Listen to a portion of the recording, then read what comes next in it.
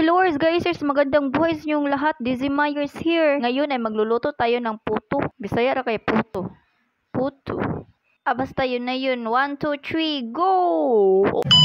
Nagmix nga pala ako ng isang itlog at nilagyan ko ng 1/3 brown sugar at saka 1 cup clean water, 1 cup of all-purpose flour, 1/2 cornstarch, and 1 tablespoon baking powder. Sinala ko nga pala yung all-purpose flour and cornstarch guys para hindi siya mamuumuo ba. I-mix na guys. Tapos na nga natin siya i-mix guys. Kaya ilagay na natin siya sa stainless molder na to. At habang naglalagay nga ako sa stainless molder na yan, i-shoutout ko lang to mga idol ko. Na sina Vince J, Aldrin lang Malakas, Francisco, ay sana all malakas. At kung sino man itong tuldok na to, shoutout sa iyo. At dito naman tayo magpasalamat sa ating star senders. I don't know how to pronounce your name, but thank you very much for the star. Pak, ganun pa English yarn. At salamat din kay Sir LD Aliman.